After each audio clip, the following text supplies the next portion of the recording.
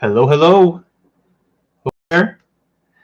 How's it going, everyone? Well, just had a couple of announcements before we just jump in. I have a couple classes that are just about to start next week, and if anyone's interested in some of it, I have a painterly studies class that'll be starting on next week on June 20th, June 25th, I think it is, and also a photo bash speed painting class that goes over obviously different techniques. These are more photo oriented and speed ideation. And the other one is how to do painterly studies, observing photos, nature. We'll do different topics like nature and man-made objects and stuff like that. This is all through Brainstorm School, and if you want to find out more info, you can go to the website brainstormschool.com, and it'll be under the course Flash section, which is Flash is just a 5-week demo intensive kind of experience. So check it out if you like. All right. Hope everyone's well. I have a hold on. Let me just do this real quick. Boop. Put myself in the corner over there. But I have a quick, not a quick topic, but I have a topic for today that I wanted to talk about. But before I do that, I'm going to also just really quickly jump onto my live channel over here on Discord. If you are, go ahead and join on, and let's see if you guys want to be a part of the conversation.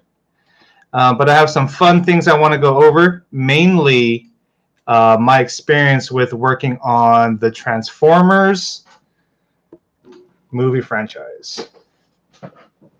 All right. Well, hope you guys are well, and please feel free to put stuff in the chat. If you guys want to put stuff in the chat, ask some questions, I'll be taking a look, and yeah, let me know. Let me know. So, Transformers, what an IP, you know? It's been an IP. Hello there. It's been an IP that has been a part of my life since I can remember, since I had a memory, you know? So even as a kid, I remember watching Transformers, the cartoons, and little did I know that, you know, like the toys were like just so awesome, right? So I remember growing up with the toys and things like that, and I always thought it was just so amazing.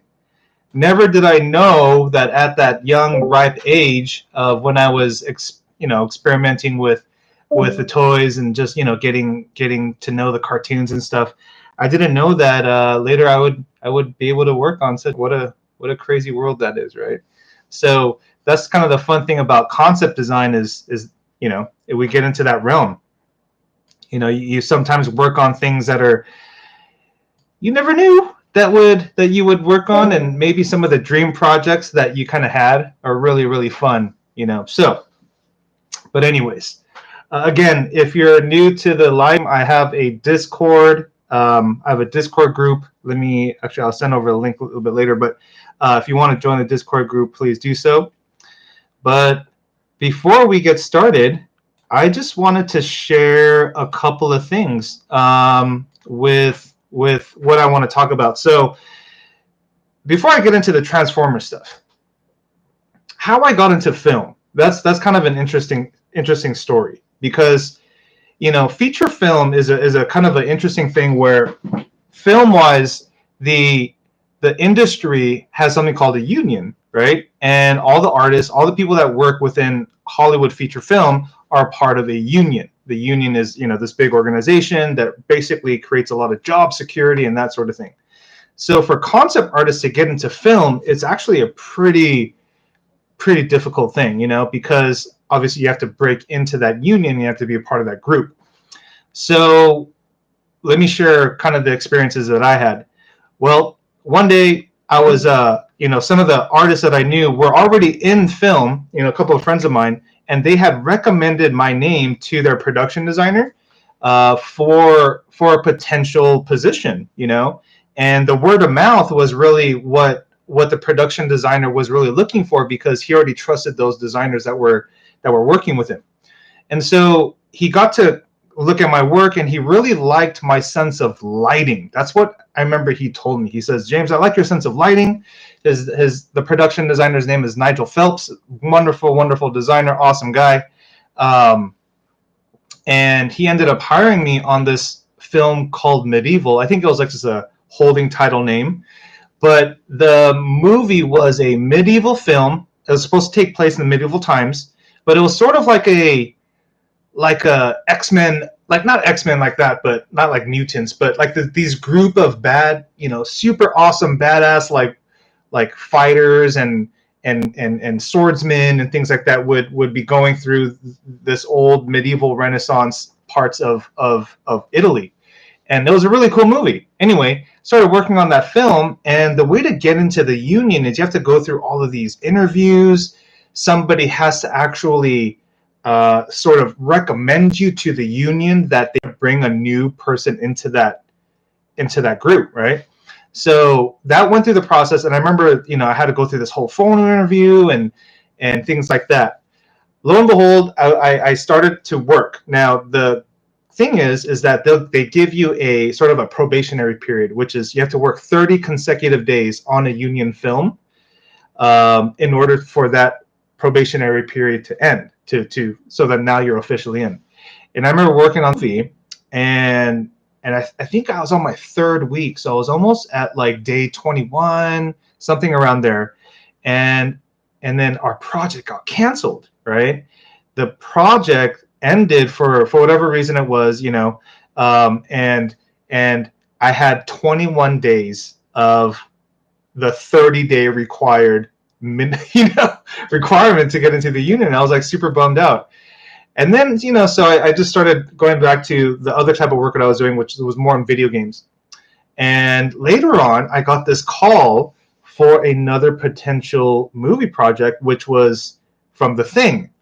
John Carpenter's The Thing was remade, I think, in around 2008 or so. And so, or 2009. And so I was able to get onto that project, but instead of resetting me to day 0, they started me back from day 21, which is super awesome. So 9 days later, I got my acceptance. Lo and behold, later on, like I ended up not going into the union. I decided to take a different route, and I can get into that in a different conversation. But it ended up kind of working in my favor, in an interesting way, where I started to get hired as a consultant on these movies, not as a conceptual illustrator through the union, but I would get hired as like a third-party vendor consultant, which was kind of awesome too. So I got to still work on these movies anyway, right?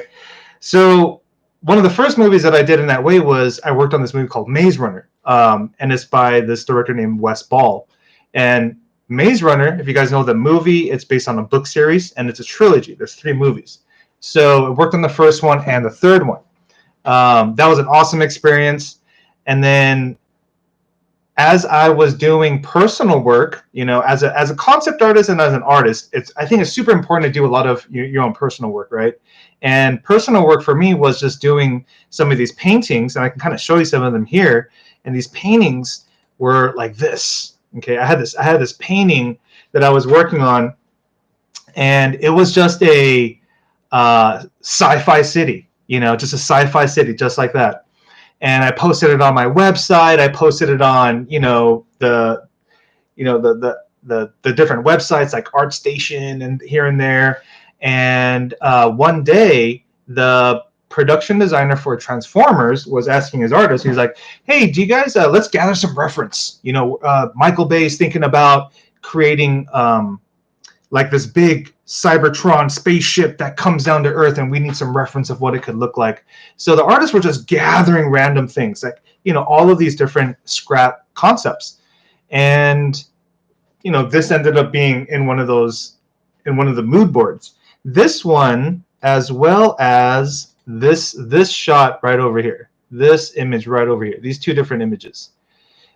Both of these were in that mood board that the production designer, I believe his name was Jeffy Beecroft, he was looking at these and was like, oh, these are cool, let's show Michael Bay. And Michael Bay reacted to these, and they ended up finding out it was the same person, so they ended up calling me, right? And I think for some reason, these images reacted so well, they ended up wanting to purchase the rights to these images that I had made, right? So basically buy the image, like as if I was a artist in their art department. And I was like, all right, dude, yeah, absolutely, that's awesome. So these were the two images, and let me show you really quickly how they ended up being translated. Okay, if you look at this, this is a production concept from Transformers 4 based on my personal painting. You guys see that? Isn't that awesome? You know, and I believe this concept was done by Fausto De Martini. I believe so. And so anyway, this was the translation, and it ended up being the outside. If you see these wires, there's all these wires at the bottom, right over here. All these wires extended. Those are definitely not in the concept that I had, but it ended up being an important factor, because if you look on this image over here, you see how these wires, there's wires here, right? There's all these wires and kind of like scaffolds and things. And notice the 3 circles, right? And kind of these big finger-like metal design elements. Let me show you guys the poster for Transformers Age of Extinction, Transformers 4. Okay, and you start to see little influences. Now, obviously, they're not taking the concept art and putting it right onto the poster, but this was a way that they used design, right? And so, like, a lot of people ask, like, oh, how does concept art work in film? Well, sometimes we're designing big props like this, right? And we're designing key elements for then a matte painter or someone from ILM to now put these designs all over the ship, you know? So that was one really cool part of that. Here's another really quick shot of that same poster. But just with the circles and that kind of thing, it was enough for them to use this piece of art as a starting point, and then just be like, yeah, let's take that. And then through evolution and, you know, the evolution of just conversation, right, and doing reviews and getting an opinion from the director and things like that, you know, little tweaks end up changing things. Now, that's how I started the relationship. So that was Transformers 4. Now, on Transformers 5, there's a different story. They actually called me this time. They're like, James, we liked your stuff from Transformers 4, right? Now let's actually hire you on this one. So I was like, excellent, let's do it. Let's do it, absolutely. Again, childhood dream, bucket list, check. It's like, oh, it's so awesome, right? So now I had an opportunity not just to work with the production designer again, Jeffy Beecroft, but also with Michael Bay himself, which was kind of a starstruck moment. Like I never thought I would meet a director that famous. You know, it was pretty awesome. And I was just like, heck yeah. Anyway, take advantage of it if we can. So, but let me take you through this this quick story. Okay, so one day, back to personal work, I was really burnt out. I was super burnt out by doing a lot of just concept art, and everything was like I had to pick up a pencil or a Wacom tablet or something. I was always in front of the computer. So I wanted to take a break, and I ended up doing a bunch of kit bash, right? Ended up doing this kit bashing stuff, and I wanted to show you some photos of some of the things that I made. Don't pay attention to the art down there. I'll show you guys that later. But I ended up making some of these robots here. So if you guys know King Lee, him, as well as Jamie Jones, as well as John Park, we all kind of ended up hanging out, and we were doing a bunch of these robot designs, just taking random. So all of us brought like 3 boxes of random models, like a tank, an airplane, a submarine, and the 4 of us all got together. So we had a bunch of model boxes that we put together, and we just grabbed random pieces. We hot glue things together, and it's all different colors, and it looks pretty janky. It looks pretty bad at that point. But once you spray it down, all primer, all this gray, and it all tones down, it looks really cool, right? So a design comes with these robots. You can see different elements here. You're just taking random pieces and gluing them on. You could totally see that this is like a wheel, but I'm not thinking it's a wheel. It's like a gear, you know, for the joint, you know. So it's pretty cool because you get to look at articulation. You get it to balance. There's almost an anatomy to all of that. So this robot in particular, this design in particular, was something really cool because I ended up making, you know, some concept art, and it was like this. Okay, this piece here. This piece ended up, again, I was doing this on my own. Okay, this is copyright myself.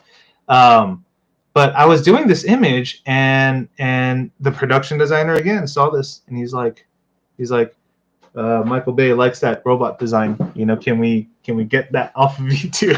Right? Pretty much. It's not verbatim, but you guys get the story, right? And the cool thing was that ended up happening was they totally put it in the film. So let me show you a piece of concept art that pertains to that. Now we go through a lot of iterations. The design that I had bipedal. It had 2 legs, but this was a design that ended up going 4 legs. But again, like I said, there's an evolution. They just need a starting point, and you get a lot of the artists to do a lot of these great pieces. So this is an actual physical location. The set dressing is based on reference that they gave to us, and then there's the robot design that helps inform, you know, ILM and all these other, I guess, components that come after concept to get it implemented into the film. It goes into their hands, right? So let me show you really quickly. It's kind of cool. But they ended up going with the 2-legged design, right, which is more based on what was here, okay, the 2-legged design. And they also, let me see here. Let's see if I can show you guys some art from there. But we'll get into a lot more art in a little bit because, you know, that's what this is more about. But let me just show you guys this. All right. I think this becomes one of the last iterations. Okay. So from my concept to what it is now, it's actually changed quite a bit, right? However, that's sort of the idea that there's an evolution, you know. Oftentimes, I think with concept design students, there's this idea that sometimes we have to hit it like on the nail, like perfectly from our first attempt.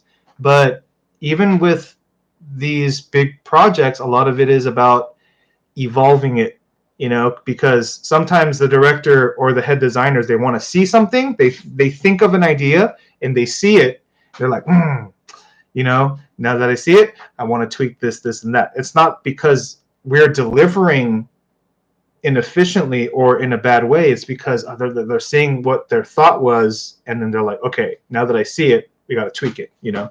So all right, so now we're working on Transformers 5.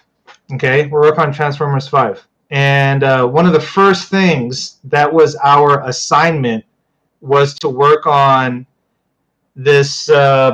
Gosh, well, actually, you know, let me talk about this.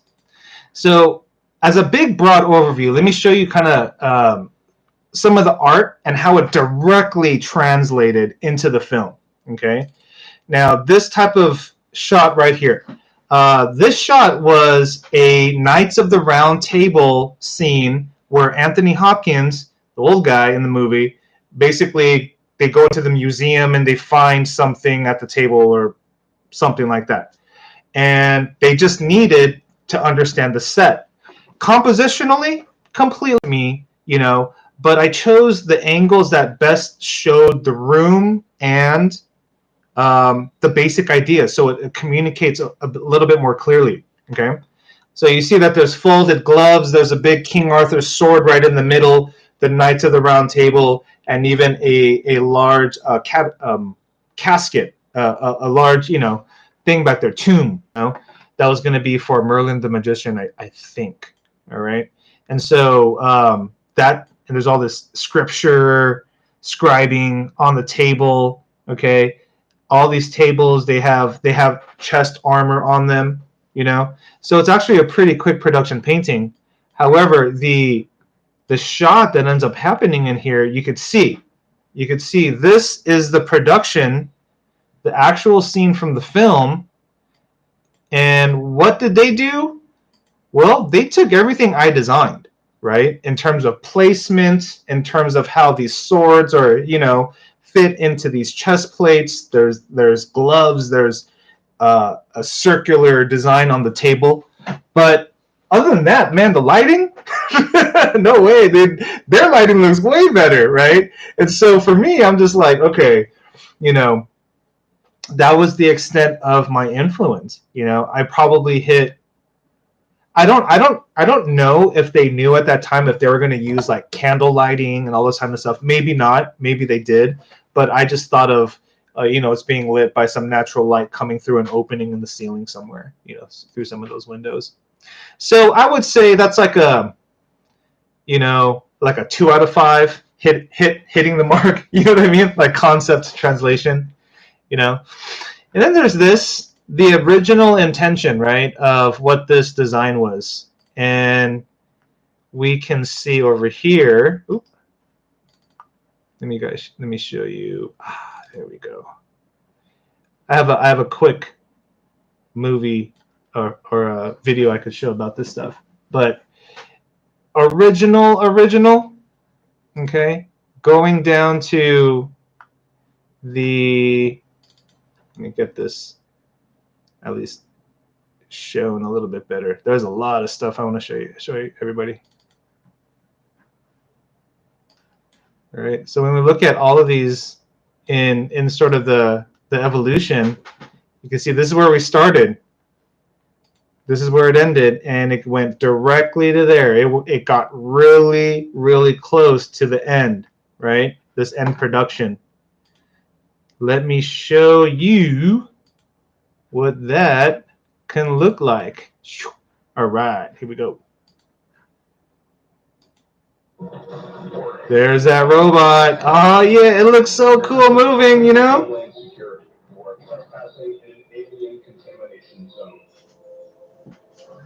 And it's totally like a side piece, right? There's like a side element in the film.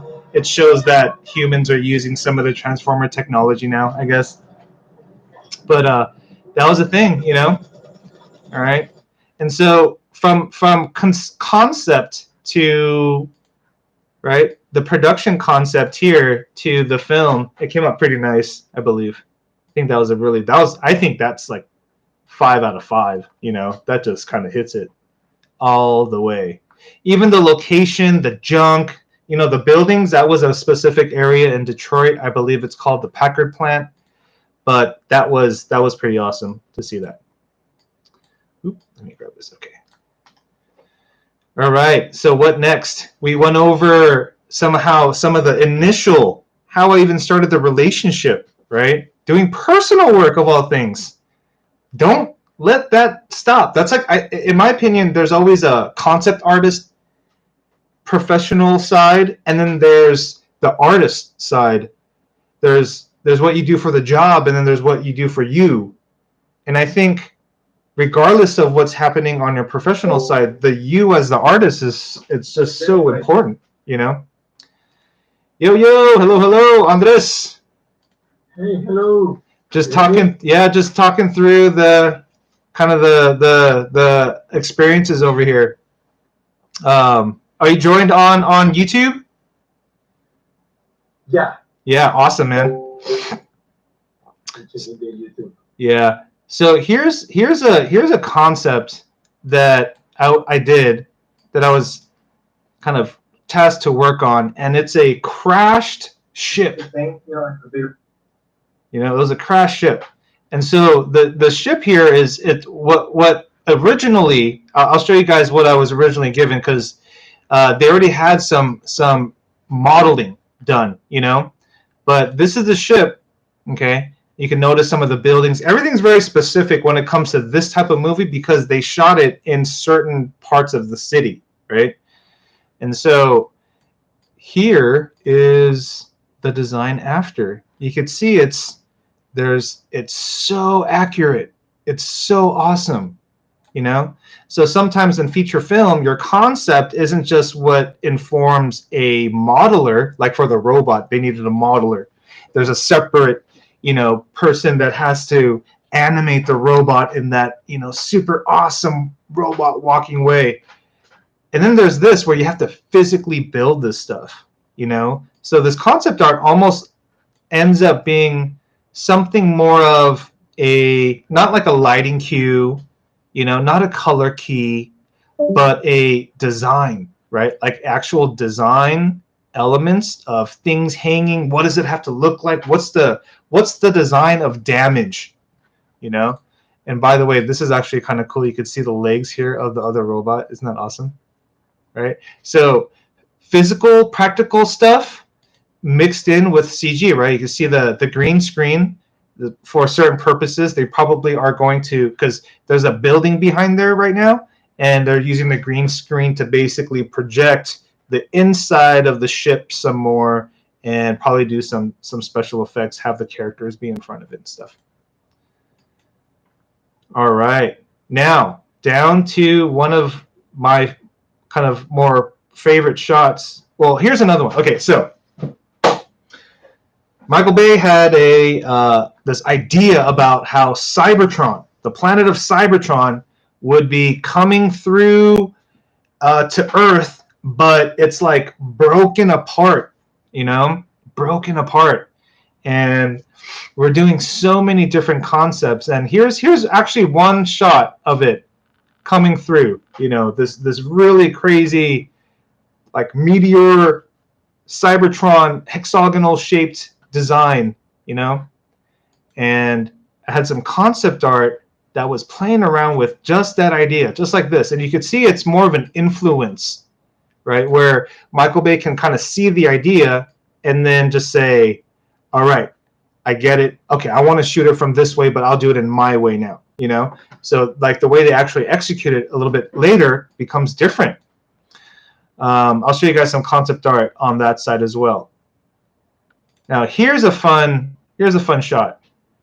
It was a flashback of when Bumblebee is in a part of World War II, and they enter into this Nazi headquarters, and then these vehicles transform and start fighting the Nazis. It's super cool.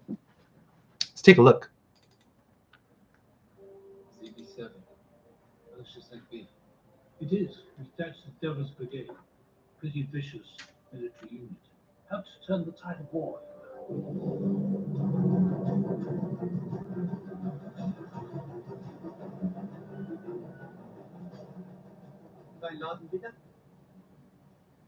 Here we go. Transformer time.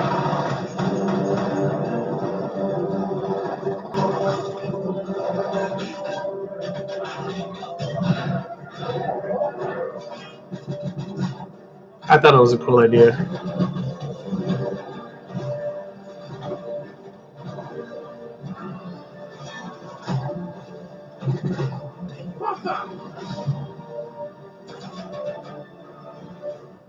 All right, so that was the flashback. How many seconds? I don't know, maybe a 15 seconds of flashback. So that set that they had built needed a bit of concept art. We'll talk about that in a little bit, you know. But wasn't that kind of cool to see the video and the frame? So I'll show you some of the art that kind of goes to that. So let's check out some of the art.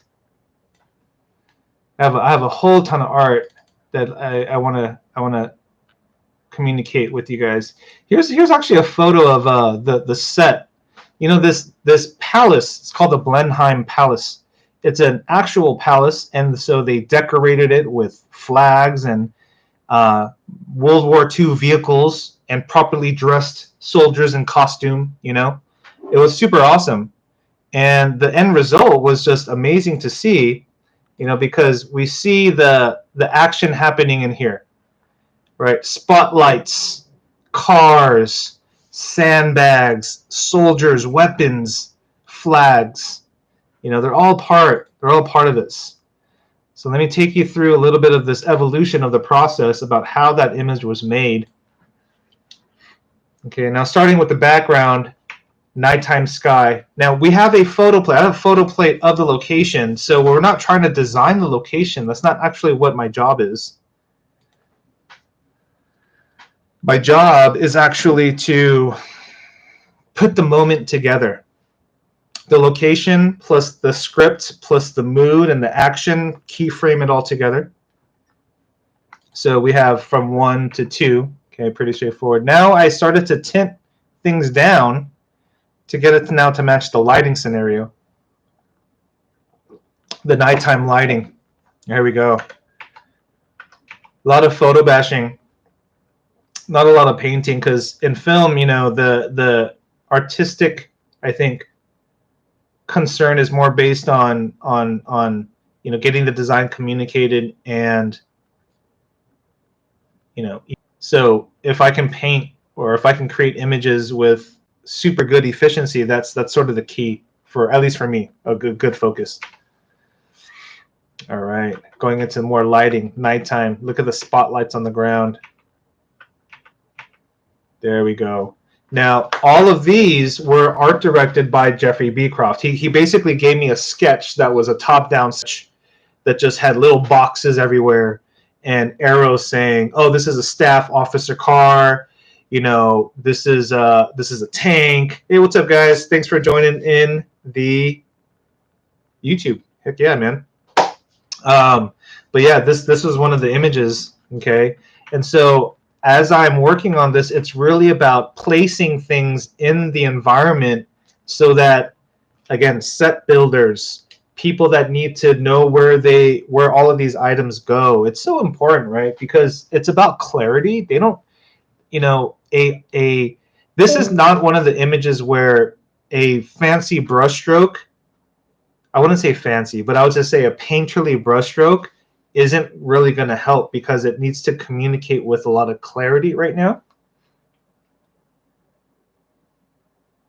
Oh, soft, yes. I mean, soft edges and hard edges, what I end up doing is just I blur things with a smudge brush kind of at the end to kind of get rid of some detail, or I play around with just really soft airbrush. So like some of the softer edges that are on the shadows down here, you know, juxtaposed by some of the harder edges of the tanks and things like that, you know, kind of playing around there.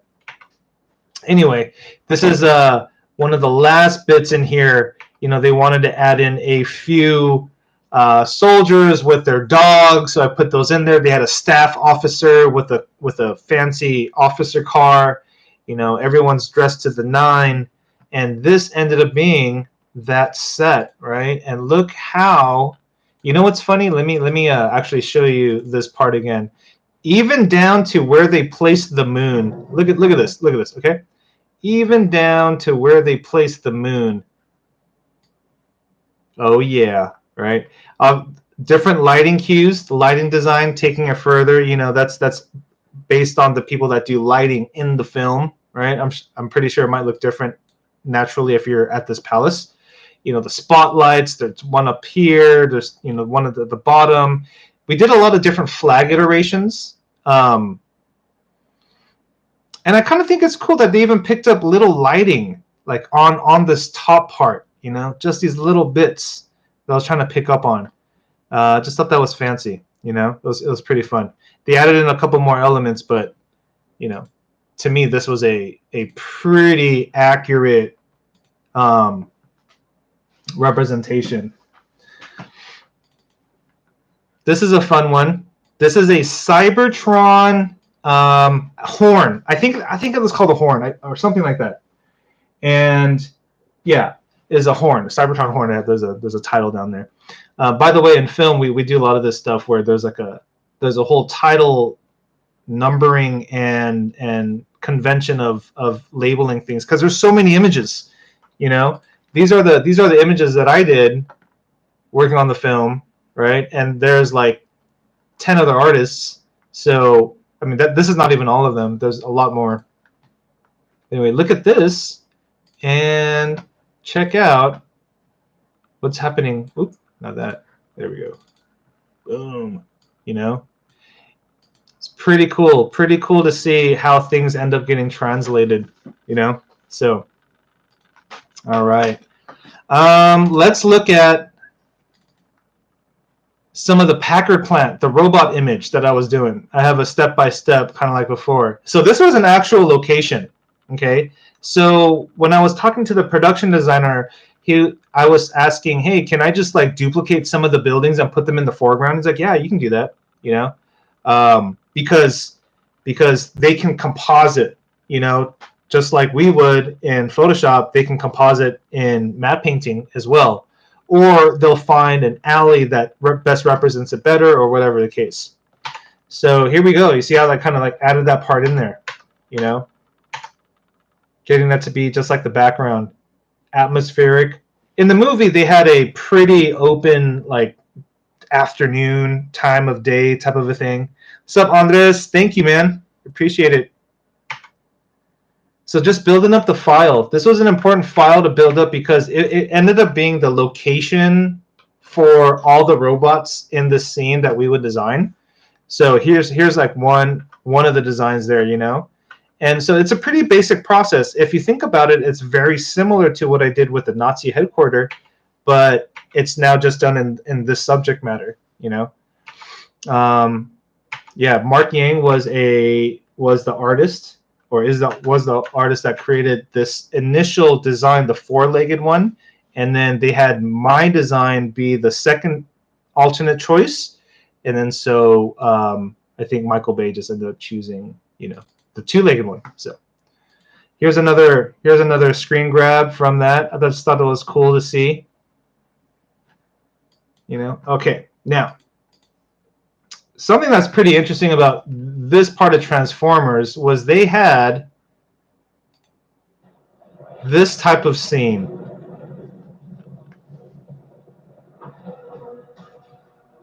Medieval, King Arthur, you know, Knights of the Round Table, the Dark Ages.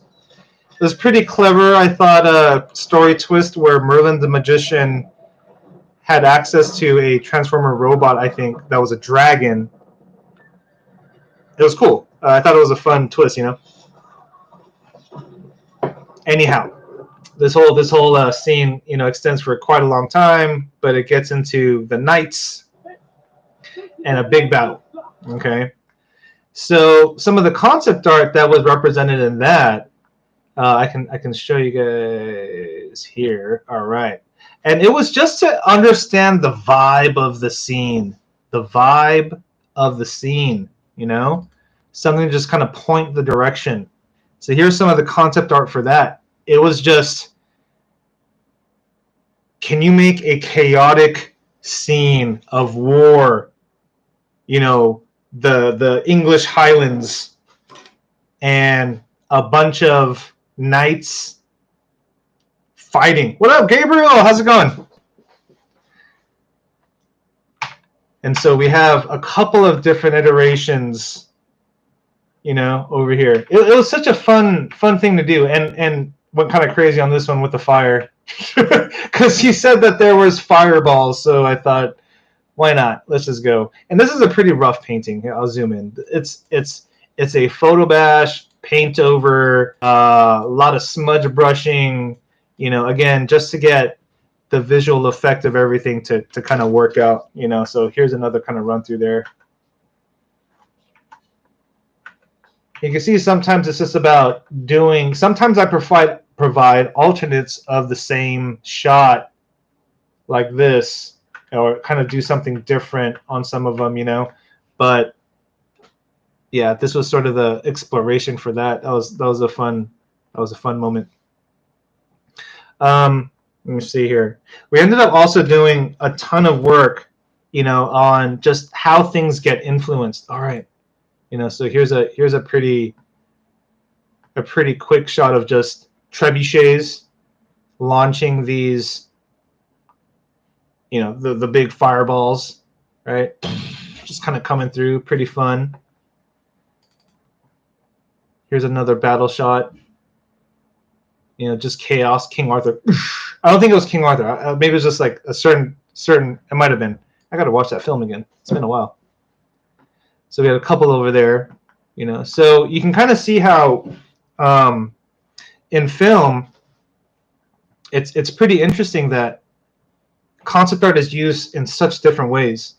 I think a lot of the time in video games, there's, you know, it goes through a pretty like locked in process where it goes to, you know, design it, 3D, implement a game, test it out, you know, like it goes through this whole process.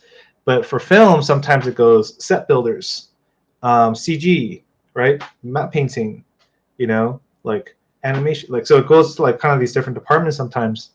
And I just think it's really interesting how they can, here's like a total rough. So when I show sometimes my production designer a quick, hey, how's this looking, this is what I do. Look at how awesome that is.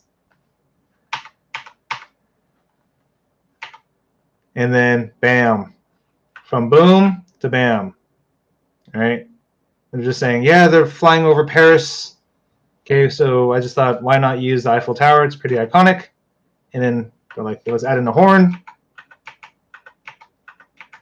And I think that's one of the skills too that a concept artist really needs in film, is like making revisions. Got to make so many revisions as an artist.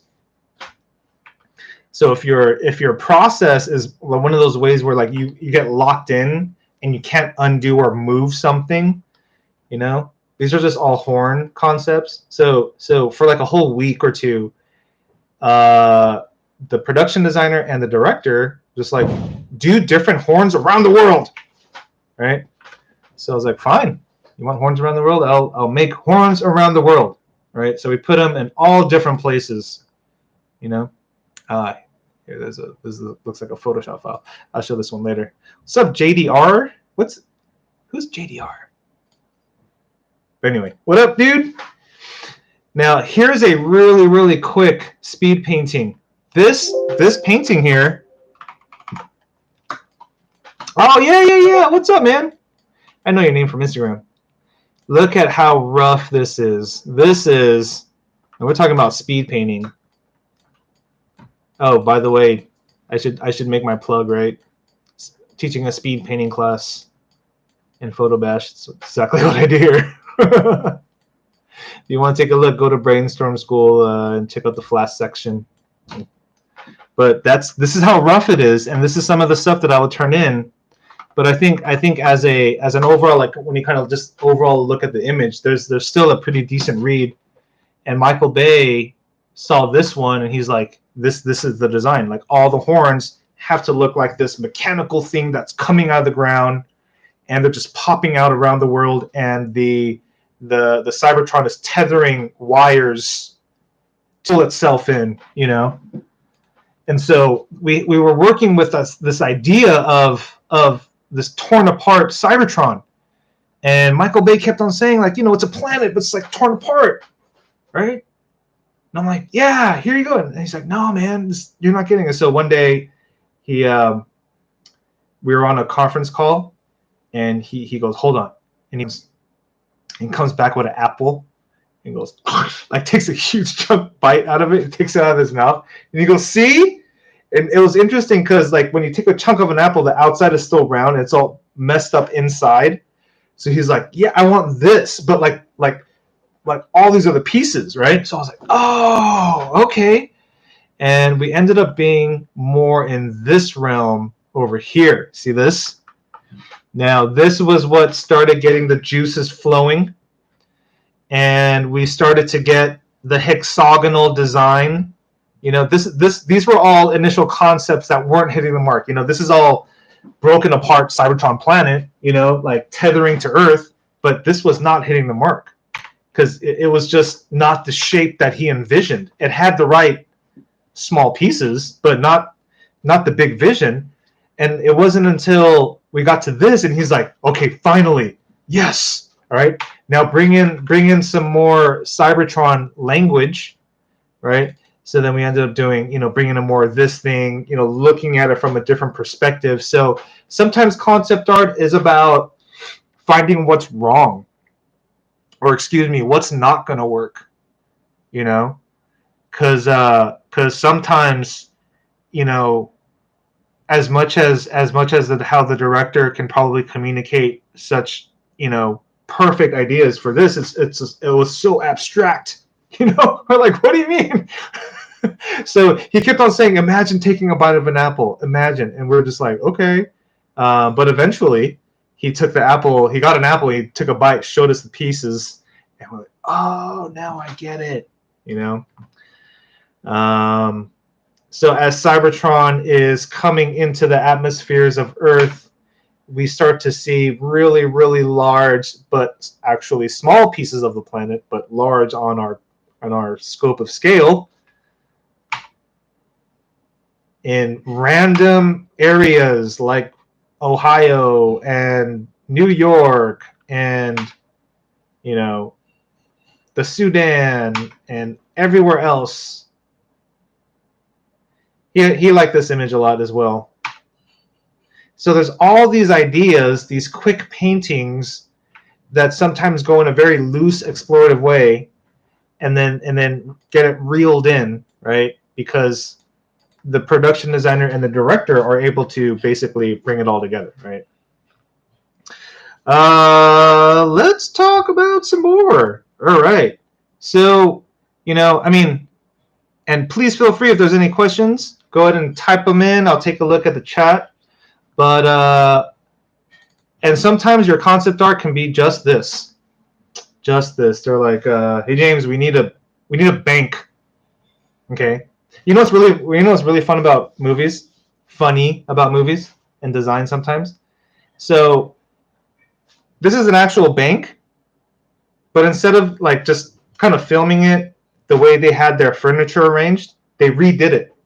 They put these ATM counters in this specific area in front of the vault because they're only going to be showing it from this angle, and normally the tellers are like way behind by the front door, so it wouldn't be here, you know. So it's kind of funny that even though it's still a bank, they still redesign it to be a bank for the movie, you know. Anyway, so this is the location, got approved. All right, hey James, let's throw in the moment. Can you make the desks look old? Like, oh crap, okay. Like this looks like Bank of America. You just walk in right now to, you know, withdraw some money. They got these types of tables. But you want something a little bit older, a little bit more grounded, I guess. Not grounded, but has a little bit more of a timestamp era, you know? And then, boom! Somebody comes in. I think it's Megatron, or somebody comes in, or Shockwave. Gosh, I should really know this better. And blows up the vault. You know? It blows up the vault. Yeah, just came out of nowhere. Boom! You know? And so, you know, if you watch the film, the moment doesn't look exactly like this. But again, it was like a blueprint, you know, a way for everybody. So when you're making a film, there's so many different departments, right? You have concept, you know. Concept is in one, and character design and costume, but they're actually like in another department. Then you have set, you have everyone that's going to do CG. So you have a lot of these departments that they all kind of triangulate to this image over here, and have to use it as a center point. You know, like, you know, when like when Navy SEALs go, all right, synchronize watches, and they all hit the watch at the same time to be synced up. That's kind of like what this image represents. You know, everyone's syncing together, and the director is able to use it as a really good way to have a conversation about with all the different people about what this moment is all about. You could imagine if there's, you know, 5, 6, 7 people working on the same thing, there could be miscommunication, right? But imagine there's a few hundred people, right? Now that's a different story. So these images become really crucial to keeping people in the right area. Not in the right area, that's the wrong thing to say. I guess thinking and seeing the right goal. Everyone's seeing the right goal. Yeah, and there's this time when we get into the ship and we're inside of the ship and we find these last knights, these ginormous knight-like robots, and they're all around the center area. The center area is where they would hold You know, they call it the arena, but there's also other concepts where we did it with Merlin the Magician's tomb was in there. Okay.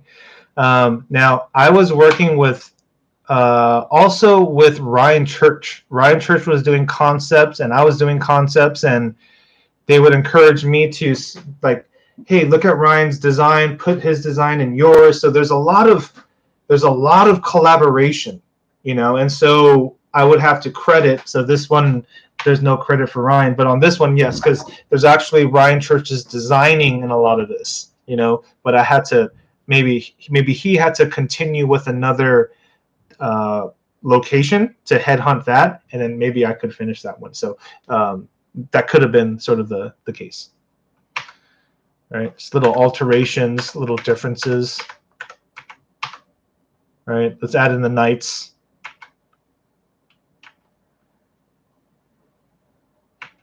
Okay, and so as we kind of cruise through, let's see if I can show some other stuff.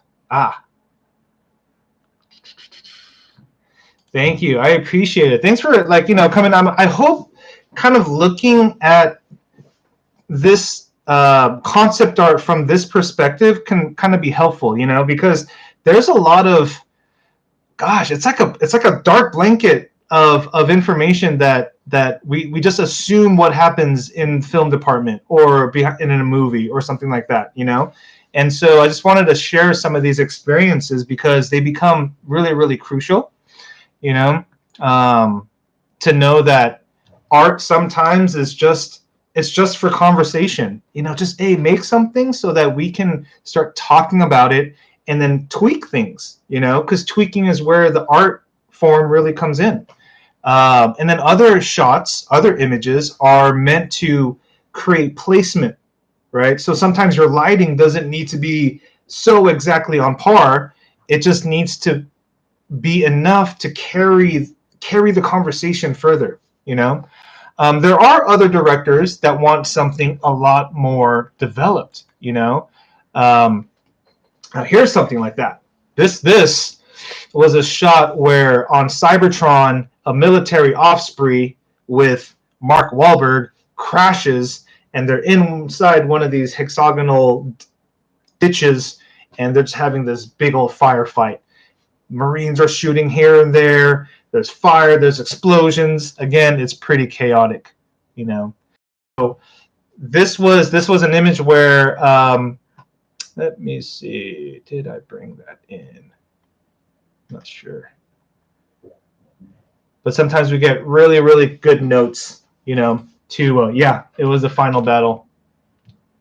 And it's really fun, actually, to watch the film, you know, check out these different parts. Look at the horn. Now, this is something interesting. This board, right, of photos, quote unquote photos, are all pieces of concept art that we had done. Do you guys recognize that right there? Yep, that's the art. They just print it out. They're like, oh yeah, it's a photo. It's a location right here. You can see another one. This was the desert one, right? Down here. It's actually pretty hilarious. But that's movie magic, right? That's what they're trying to do, you know. Oh, there, you can totally see it. It looks like a piece of art, you know. You can totally see that. How funny that is. But, you know, just looking at it back now, it's pretty awesome. So, you know, we have the desert shot. They're going to the desert, right? Part of the next scene that follows through, and they're looking at this. Let's see. You know, some of these artifacts, I guess. But we could scroll through. Let me see what else is here. Aha. Here we go. Here we go. See this? You see this hallway with all these pillars? There was a cut scene where there's like a robot fight that goes down in here, and I have the art for that. I'll show it to you. So just remember, it was like this is a room full of these halls, a room full of these pillars. And so the idea was design that room,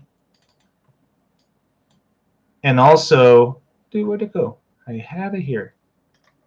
Design that room as well as design that moment, you know? So 1 second, if I could find it, because I know it's right here. Yes. All right. So all these pillars, it's just that same room. And there's this robot fight between one of the Autobots and one of the Decepticons, and they're just kind of going through this, crazy action shot right here. So that was the keyframe to that. But they ended up cutting it. So I was like, oh man, when I saw the scene in the film when they showed this room, I was like, oh yeah, it's about to go down, right? Gonna check out my thing, but it ended up not happening. And you don't see it until it's the last edit. That's the funny thing, right? You don't get to see it at all until it's the very last edit. Big vault scene. Here we go.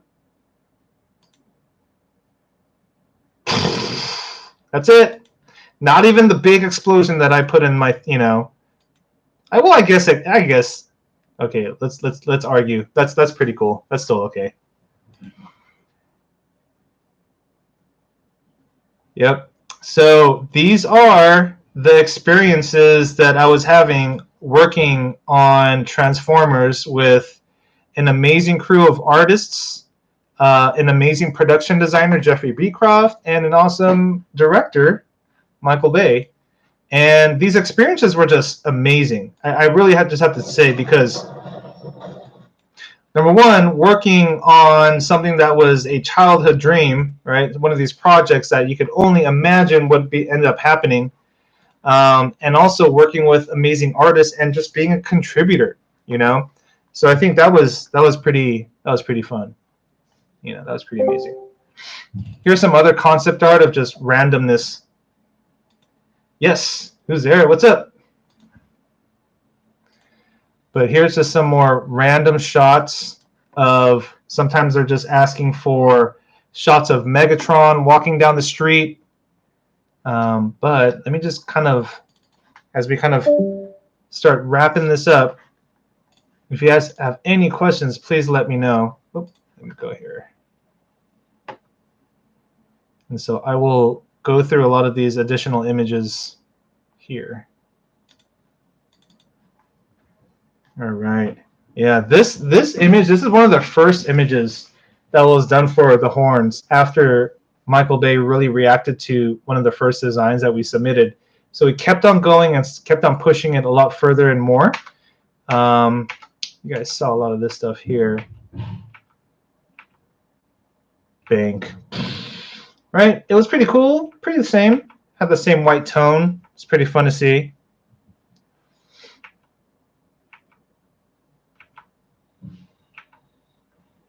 And so this was some of the behind-the-scene artwork. There's a lot of stuff on the inside that they needed to see on the ship.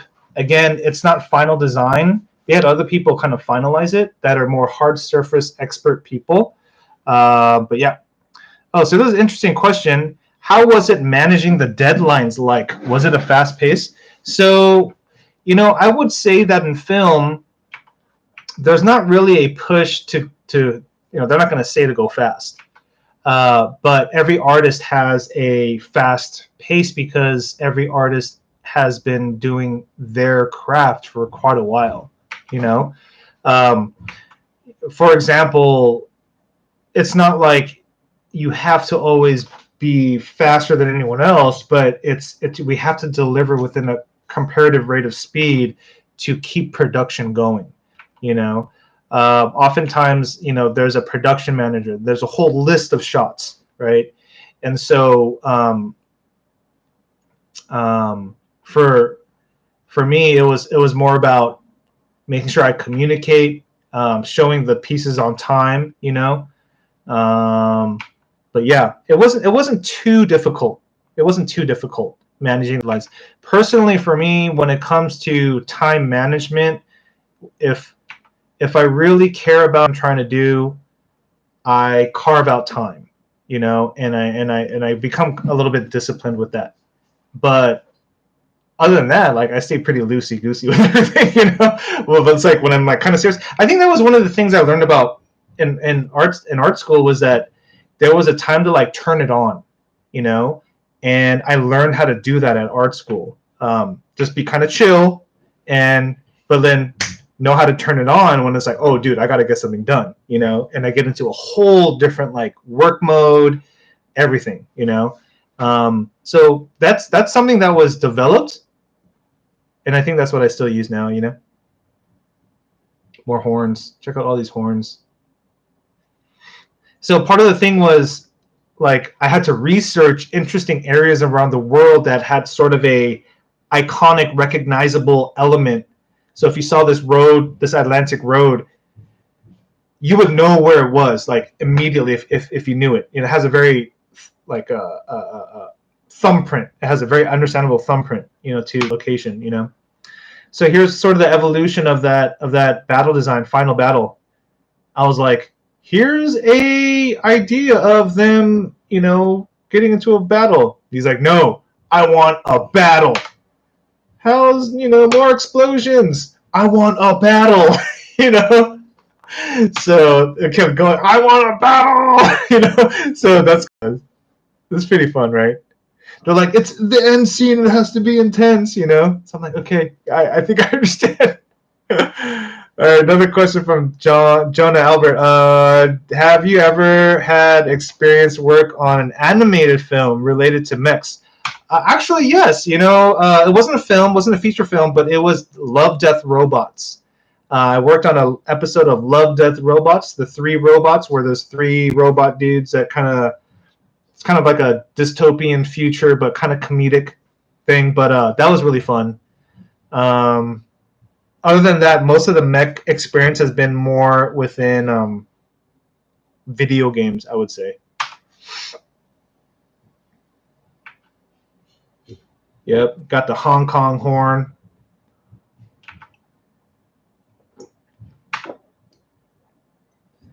All these different ideas.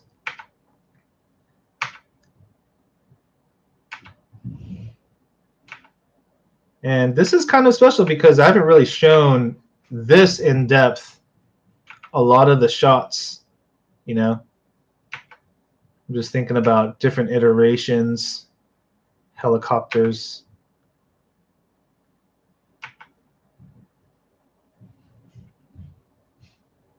It's fun, little red flare over there.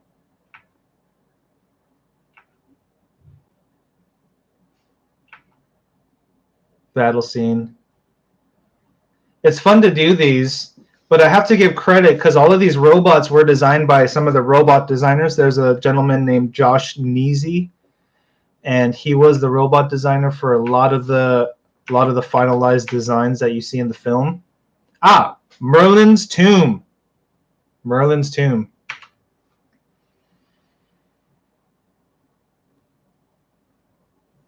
Yes, there's a lot of production assets for the robots, especially for environments. That's sort of my forte. I have kind of, you know, if they give me location photos and a reference of what time of day and mood they want, then that's enough for me.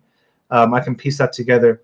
But when it comes to these robots and other design elements, like some of the vehicles, like the dog fight in the air of some of the airplanes and spaceships over Paris, those were sort of a photo bash using their design work and putting it into my scene. Even though the perspective is off, I have to figure out a clever way to still use their artwork and put it into the scene, because again, my job isn't to authentically create each individual element. My job rotates as a concept artist at times. For example, you know, okay, James, we need a couple of concepts of this air battle over France because ILM already modeled out the ships, but they just need a reference like in the air battle here.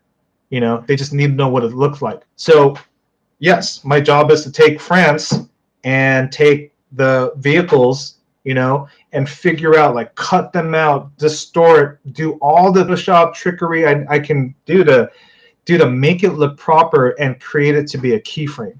You know, I don't use a lot of 3D, but I know how to use any 3D that production gives me and put it into my process. Oftentimes, knowing 3D, that's really what it's about at times. I've never been told to use 3D. I've never been asked to switch software or anything like that. But I have been told to, hey James, we have this 3D model. Could you please use that as your base? I do get that request a lot. So just knowing enough 3D to open it up, rotate it, light it, take a few camera shots, you know, do basic things. Maybe remove a couple of elements because it's blocking a camera view. You know, that extent I think makes a lot of sense, you know, but not to be like a 3D expert by no means. All right, where was I? All right, we're kind of in the tomb area. So think about all this Merlin's tomb, all these different tomb designs on this floating disc with all these night robots around. And I believe at this point, Mark Wahlberg like gets a sword. Gosh, I really got to watch this again. I really need to watch this movie again and remind myself what ends up happening, you know? And here's a shot of Megatron walking down the street. Everything's exploding. He's just super badass. You know, another shot. I don't know why they need two shots, but they asked for two. Here's a street, the actual physical street that they chose for him to walk down on, you know? So it's kind of interesting because they have to get so many city permits to like film here. They have to vacate everything, clear it out. You know, they're adding in pyrotechnics, you know, explosions. It's kind of a big deal, you know? Even for this like CG robot to just be walking down the street. You know, imagine they're like, action. All these explosions going off and there's nothing. But you watch the movie, there's like a robot going down and it's all in CG, you know? And I think that's what's kind of cool about Michael Bay's techniques is he uses a lot of practical effects, like explosions and the sparks. Like those are all real, but then he mixes in the right amount of CG, you know. I think there's a pretty decent, but then he mixes in the right amount of CG, you know. I think there's a pretty decent balance. I think this was a cut shot. This was a removed shot of these military guys from the UN, I believe, and they're doing surveillance around the world for something. Forgot exactly what it was, but yeah, they're just like, can you add more? Everyone has computers. We need coffee. People need coffee. This is funny notes, you know.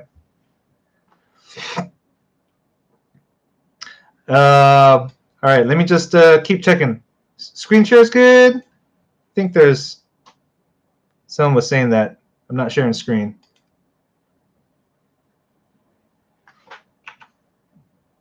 All right, but I think it is. It shows good on my end on the stream, but hopefully it is for you. Here's that shot again where they printed it out, put it on the wall. Another scene in the desert.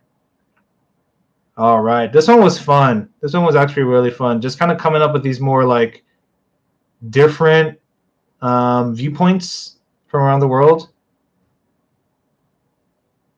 Yep. Let's go through here. Different flag designs on this one. They're like, yeah, we need to remove. That's a little too much. We didn't have the soldiers and the guns, the machine guns, and the officers with their dogs. We're also missing quite a bit of other elements on the ground. See, this was my initial first submission with the art direction notes, and then this ended up being the final. So you can see that there's probably about, actually this is not even the final one. The final one has this one, the two big flags on the end, the two big flags. Yeah, so there's a lot of individuals here. This Photoshop file gets pretty intense. All right, some Osprey shots. Military guys in the Osprey. They're flying over.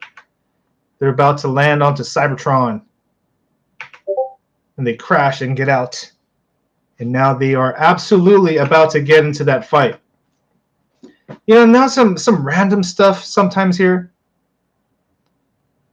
Okay, let me stop share screen share. Okay, let me try to do this again. Entire screen.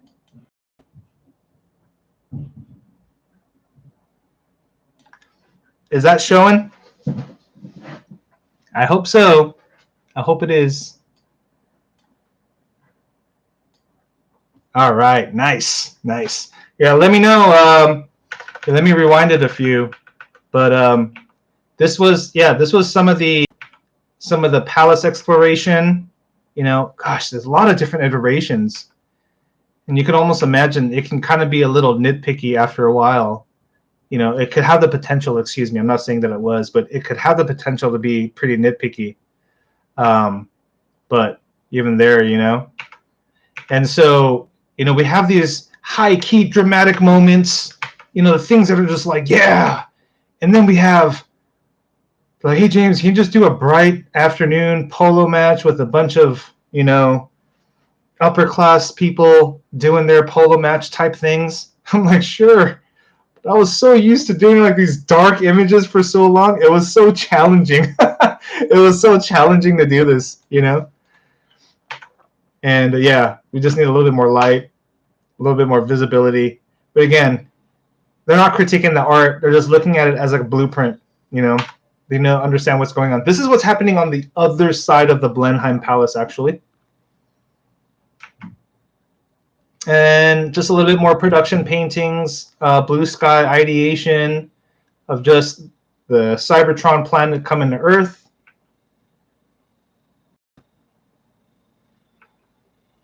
Yeah, these were really fun. I got to do a couple of ship designs. You know, and this was actually fun because as an environment artist, I don't really get to do a lot of this, but I think because of the trust and the communication, and there's a lot of things that happens over the course of time of working on a project with your superiors, they end up giving you stuff if you know, number one, if the need is there, and number two, if you're available, right, and they trust you, and you know they know how to take your design and do the thing that they need to do to put it into the film. Like they know how to do that. I don't know how to do that, so I can just do my best in designing. They'll choose what they want. They'll change little things here and there in the process of giving it to ILM and doing all the modeling and, you know, things like that, and getting it into the scene. Here's a little bit of a close-up. This is kind of cool because we get to see some of the stuff in here. This part is really clear because the characters in the film, they actually climb up and they look in, and so they wanted to see a busted window right there. First round concept, the Knights of the Round Table, just the table, and then they're like, here's the swords on the table. You know, so there's so many iterations. Like, no, let's put it on let's, you know, sword and armor, right? Like literally making notes. Like, no, let's put it down. You know, so when I'm speaking to the production designer or the director and they're giving me notes, I'm like real time drawing it like red pencil on my pages. So it gives me very good reminders about what's happening, you know? So these are like some of the notes. They're just very basic, but we have to end up deciding and making the right adjustments and providing them with the options they need so that they can decide, you know? We'll kind of close with this one. We have a train yard. Designing that. And they're like, let's see another scene. Let's see another view. Let's pull the camera out. So I actually had to do a lot of interesting Google searching. I had to find this location on Google Maps and then like pull the camera out and see what I could find and then do Google searches again for that same location. And this was a completely pieced together scene of, like, that's why the building looks a little warpy, because it's like different pieces of buildings in different photos to make this shot, right? Because they didn't have a location shot for this. So I had one of my puzzles was to just recreate what already existed, you know. And then they're like, okay, let's move stuff. Let's take out the truck. What resource you use for high quality photos? I mean, oftentimes it's just finding stuff online. The big majority of the time is they take photos. They have like location scouts and people that take very, very high res photos for you. And they just send it over to you, you know. Otherwise, I'm just looking for sort of mundane objects like an oil tank car. Like I can find that anywhere. You know, it doesn't have to be specific to this location. Or wood planks, I can find that anywhere. Or green barrels, right? And then so from here we get into let's put in a battle, right? Okay, got pretty good at doing explosions after this movie, you know, because I started to learn the shortcuts about what photos to use, how to layer it, what are the right settings to do with the, you know, the color and the glows and stuff. So this was really fun, actually. The robot on the right was designed by, I believe, Josh Neesey as well. He had a production painting of this robot, and same with this one as well. You know, this one, it's the same robot, but I had to photo bash it. I literally have to strip it together, taking different parts of the robot and compositing it onto here. We have this huge robot over here just jacking it up, dude. He's just messing it up with his huge gun over there. Yeah, there you go. The AMG Drift. It was a cool character. He was kind of like a samurai-ish, I think, kind of a thing, if I'm not mistaken. But yeah, it's pretty cool. All right, let's keep it rocking. So, taking you through like a big evolution of a lot of the art that we would experience. Oh, here were just some ideas of vines. Isn't that funny? Just like, what is this, dude? But yeah, we're just doing a lot of vines. Oh, here's a little bit of stuff that they'll give to me. You know, this was the 3D set for that location of the Cybertron final battle with the military guys, and so they had this as a way for me to completely understand the set. You know, because if they say, oh, there's a hexagon and it's kind of buried in the sand, but then the guys use it as a they use it as a foxhole. I mean, that can be interpreted in a lot of different ways, you know? Yeah. Ooh, time frames. Time frames. Yeah, I'll tell you some time frames. Oh, here's some notes. All right. Some of these paintings, believe it or not, took only about an hour. Like this sketch, about an hour. If you think about the steps on it, it's very simple. There's a sky plate. There's a desert. Kind of hand paint the mountains really quickly. Black silhouette, some shapes, photo bash, some cool, you know, metal texture in there, and call that a day. And it was really about creating a lot of variations. So in that day, when I'm doing one of these like every hour, I can, you know, maybe pump out like 8, 9, 10 in that day and show Michael Bay like a whole round of ideation that spreads out, you know. And then we have the ones that are a bit more involved, you know. We have other ones that are a bit more involved. Like these are all quick. They're very, very quick. You see like Earth is just a photo. There's no reason to paint it. There's things here like birds are photos with hand painted, just the Cybertron tethers. But there's a lot of these that are pretty quick. Let me get to one that's a little bit more defined. The Cybertron writing. So I think, you know, the Nazi headquarter one, that was within a day. You know, that was actually to deliver the first rendition of everything took about maybe like 6 hours maybe. But there was a lot of revisions after that. You know, move the flag, add some more people, put a tank, add a guy with a dog, put more guys with dog. You know, like there's so many notes. So there's a trickle down after you deliver the first one. It's very rare that my concepts would just be approved.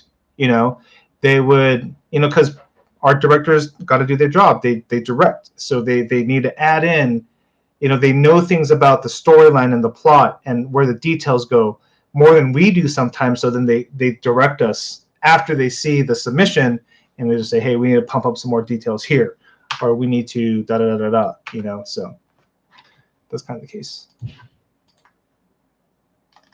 Yeah, so that was my experience at Transformers. It was a pretty wild ride coming from just doing a bunch of personal work, doing kit bash concepts in my own free time, and it started a relationship with a production designer, and it ends up being oh dude, okay, yeah, it ends up being a really good way that organically got me into film.